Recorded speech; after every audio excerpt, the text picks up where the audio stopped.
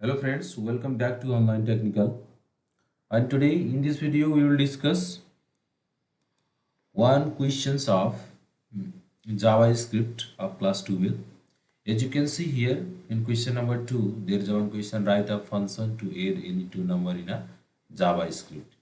Yeah, this questions program we will discuss here. के भनेछ भने write a function to add any two number in a JavaScript.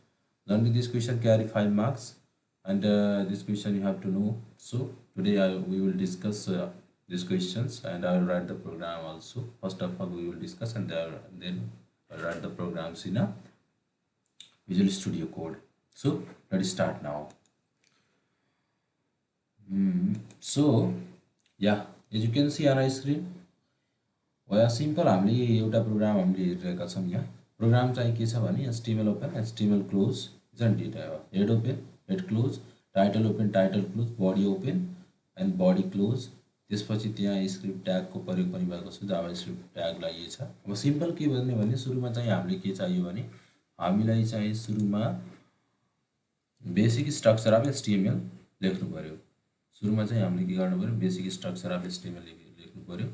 त्यसपछि चाहिँ basic structure of HTML जस्तै HTML open HTML close हैन head open त्यसपछि head close यही छ हाम्रो head close title open title close similarly body open body close. अब inside body हामीले के गर्छौं भने इनसाइड बडी हामीले यो यति एरियालाई यति कन्टेन्टलाई चाहिँ हामीले हैन यतिको कन्टेन्टलाई हामीले फर्म भित्र पनि लेख्न सकिन्छ हैन अथवा यसरी सिम्पल लेखे नि भयो। हाम्रो इनपुट ट्याग युज गरेर इनपुट ट्यागमा टाइप इक्वल टु नम्बर भनेको एउटा हामीले यस्तो बक्स बनायौं हैन फर्स्ट एउटा यस्तो बक्स बनायौं जसमा चाहिँ के इन्टर गर्ने हो यसमा चाहिँ नम्बर इन्टर गर्नको लागि बक्स एउटा बनायौं अनि input type equal to number अर्को जसको यो बक्सको आईडी चाहिँ बक्स 1 हो अनि अर्को फेरि त्यस्तै खालको टेक्स्ट बक्स बनायौं हामीले अनि जसको के गर्यौं भने बक्स आईडी बक्स 2 राख्दियौं हैन अनि सिम्पल फेरि के गर्यौं भने बटन एउटा बटन पनि बनायौं क्लिक मी भन्ने बटन बनाएको छ जसमा यसरी लेखेछौं सी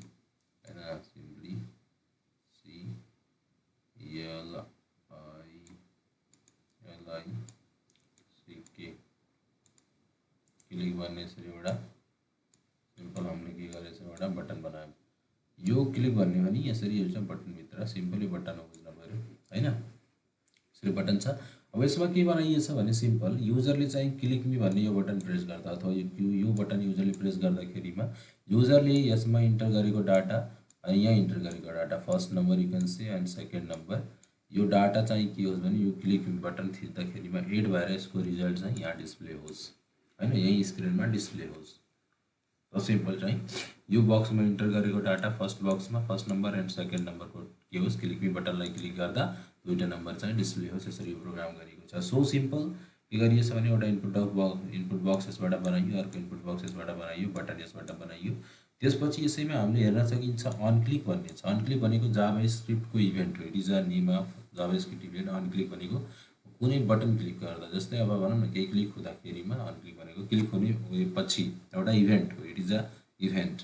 अब simple click me button click हुँदा चाहिँ हैन यो क्लिक मी भन्ने अथवा क्लिक छ नि अहिले हैन क्लिक भन्ने बटन क्लिक हुँदाखेरि यहाँ क्लिक मी छ यो एउटै हो क्लिक मी हो हैन क्लिक मी बटन क्लिक हुँदाखेरिमा के हुन्छ भने F1 भन्ने यहाँ फंक्सन पनि एउटा के गरिएको छ कल भएको छ हैन यहाँ फंक्सन पनि कल भएको छ। अब यो बटन चाहिँ क्लिक हुँदा यो इभेन्ट अन क्लिक इभेन्ट चाहिँ के हुन्छ चल्छ भने कोही बटन क्लिक हुँदा यो फंक्सन चाहिँ के हुन्छ कल हुन्छ है यो इभेन्ट चाहिँ एक्जिक्युट हुन्छ। सो यो इभेन्ट चाहिँ अथवा यो फंक्सन कल हुँदाखेरि फंक्सन डिफाइन यहाँ गरिएछ स्क्रिप्ट ट्याग भित्र जावास्क्रिप्टमा हैन स्क्रिप्ट ट्याग हाम्रो जावास्क्रिप्ट कोड चाहिँ यहाँ फंक्सन डिफाइन गरिएछ फंक्सनको नाम F1 हो यसलाई कल गर्दा। अब सिम्पल के बुझ्न पर्यो भने युजरले क्लिक मी बटन क्लिक गर्दाखेरिमा अन क्लिक इभेन्ट चल्ने हो अन क्लिक इभेन्टमा यो फंक्सन त्यहाँ के गरिएछ हैन त्यहाँ डिफाइन भएको छ भनौँ फंक्सन यहाँ कलिङ भइरहेछ अनि यहाँ फंक्सन डिफाइन भएको छ। क्लिक मी बटनको क्लिक हुँदा सिम्पल यो फंक्सन चाहिँ कल हुन्छ। अब यो फंक्सन कल हुँदाखेरिमा यसको डिफाइनिङ यहाँ छ भनेको प्रोग्राम चाहिँ कहाँ आउँछ यहाँदेखि स्टार्ट हुन्छ ठीक छ प्रोग्राम यहाँ आइहाल्छ सिधा। यहाँ आएपछि युजरले मानौँ यसमा अघि नै एउटा डाटा राखेको थियो यसमा एउटा डाटा राखेको थियो हैन त्यो डाटा चाहिँ के हुन्छ यो बक्स यही बक्सलाई उतार्न यसमा एउटा डाटा राख्यो यसमा एउटा बक्स डाटा राख्यो त्यो डाटा त्यसपछि चाहिँ यो युजरले क्लिक गर्छ, क्लिक गर्दा F1 भन्ने फङ्सन चाहिँ यो बटन क्लिक हुँदा अनक्लिक हुँदाखेरिमा यो फङ्सन चाहिँ कल हुन्छ। यो फङ्सन कलिङ प्रोग्रामको फर्मुला लाइनमा आउँछ यहाँ। अनि त्यसपछि यो F1 भन्ने फङ्सन यहाँ डिफाइन भएको छ। यहाँ दुईटा भेरिएबल छ x र y भन्ने document dot get element by ID भन्ने मेथडबाट चाहिँ के छ भने यसलाई चाहिँ हामीले एक्सेस गरिरहेको छौँ। यहाँ फर्स्ट बक्समा इन्टर भएको डाटा, यो बक्समा इन्टर भएको डाटा चाहिँ document dot get element by आइडीबाट चाहिँ जसमा आइडी जस्तै हामीले यहाँ दिएछौँ नि बक्स 1, यसलाई चाहिँ हामीले कहाँ एक्सेस गरेछौँ भने यो x भन्ने भेरिएबलमा यहाँ स्टोर भयो। त्यसपछि त्यसरी document dot get element by ID method use गरेर बक्स 2 भन्ने डट भ्यालु लेखेर यो टेक्स्ट बक्सको सेकेन्ड टेक्स्ट बक्सको भ्यालु अथवा यसलाई नम्बर बक्स पनि भन्न सक्छौँ, नम्बर इन्टर गर्नको लागि बनाइएको बक्स, यसलाई चाहिँ हामीले के गर्यौँ यहाँ एक्सेस गर्यौँ y भन्ने भेरिएबलमा। त्यसपछि अब दुईटै बिच चाहिँ हामीले जोड्न पर्छ हैन, हामीलाई सम गर्न छ addition of two number by using function in JavaScript question हाम्रो। यसैले के गर्छौँ z भन्ने एउटा भेरिएबलमा लेट गर्छौँ, सपोज गर्छौँ। त्यसपछि चाहिँ हामीले के गर्छौँ x प्लस y गरिदिन्छौँ। अब यहाँ चाहिँ तपाईँहरूले हेर्न सक्नुहुन्छ प्यारेन्ट्स इन्ट अनि प्यारेन्ट्स इन्ट लागेको छ, parse int x parse int y। यो भन्नुको अर्थ प्यारेन्ट्स इन्ट भनेको चाहिँ एउटा जावास्क्रिप्टको फङ्सन हो that is use to convert the string value into numeric value. यो एक किसिमको चाहिँ टाइप भनेको हाम्रो नम्बर हैन, यसले चाहिँ सिम्पल युजरले यहाँ जुन डाटा इन्टर गर्छ त्यो डाटा चाहिँ के हुन्छ भने ओन्ली स्ट्रिङ भेरिएबलको फर्ममा हुन्छ, भेरिएबल नभनौँ भ्यालु, स्ट्रिङ भ्यालुको फर्ममा स्टोर हुन्छ, त्यहाँ स्ट्रिङ भ्यालुको फर्ममा हुन्छ। अनि त्यो स्ट्रिङ भ्यालुलाई चाहिँ मानव यसमा युजरले 1 इन्टर गर्यो, फर्स्टमा यहाँ लेखौँ न, फर्स्टमा मानव युजर 1 इन्टर गर्यो अनि सेकेन्डमा पनि 1 इन्टर गर्यो भने अब यहाँ सम हुँदाखेरिमा x र y मा डाटा पास हुन्छ।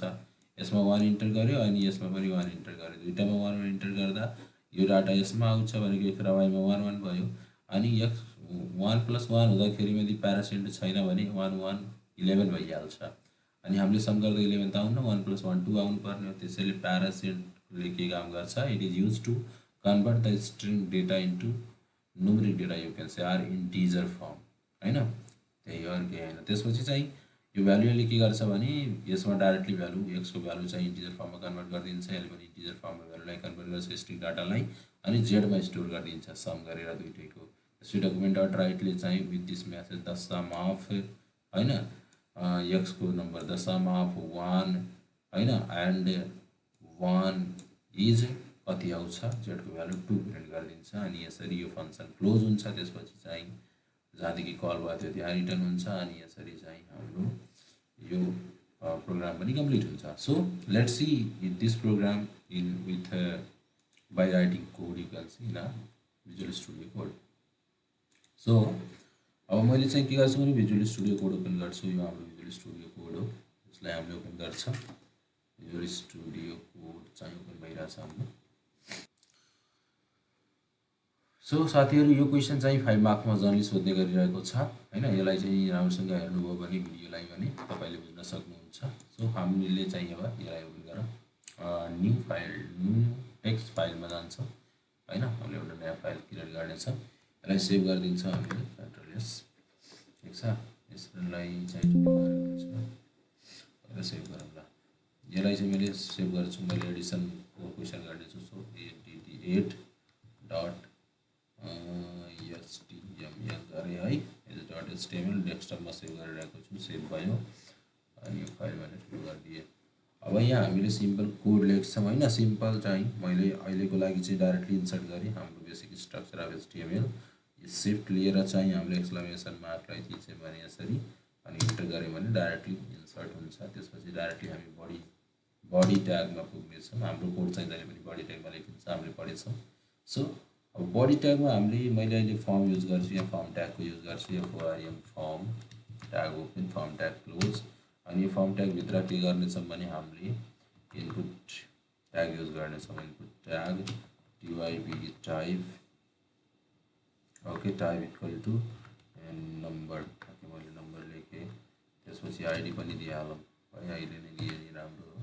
आइडी मैले दिन्छु num1, num1 दिएँ भनेको नम्बर 1 यसरी मैले माने। त्यसपछि यसलाई चाहिँ यसो गरिदिएँ हैन, यहाँ चाहिँ बिआर ट्याग युज गरेँ मैले, ठिक छ। एन्ड सिमिलरली अब यसलाई कपी पनि गर्न सकिन्छ हामीले यसरी हैन, यसरी कपी गर्ने, सिम्पल कपी गरेर कन्ट्रोल सी अनि त्यसपछि कन्ट्रोल भी। सिम्पल यसको आइडीलाई चाहिँ हामीले चेन्ज गरिदिन्छौँ, यसलाई चाहिँ num2 गरिदिन्छौँ अनि यो नम्बर नै हुन्छ, टाइप चाहिँ बाँकी कुराहरू सेम हुन्छ। त्यसपछि इन द सेम वे हामीले फेरि पेस्ट गर्नेछौँ बटनको लागि।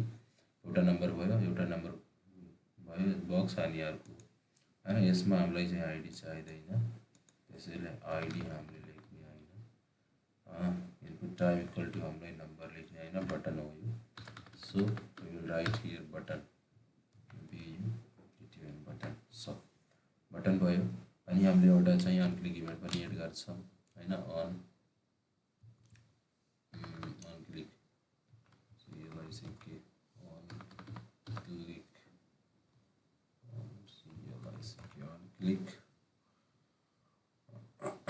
अन क्लिक इभेन्टमा हाम्रो के हुन्छ, फङ्सनको नाम मैले F1 राखिदिन्छु अहिले पनि हैन, F1 फङ्सन हो, ठिक छ। F1 फङ्सन भयो हाम्रो। त्यसपछि यसलाई हामीले के गर्नेछौँ, अब यसलाई डिफाइनिङ गर्नेछौँ यो फङ्सनलाई चाहिँ हामीले। यसलाई हामीले सेभ गरौँ अनि बाँकी क्वेसन पछि लेखौँ ल, बाँकी कोड पछि लेखौँ ल। कसरी रन गर्ने भने यहाँ जाने, रनमा यसलाई डिबग गरिदिने, स्टार्ट डिबग।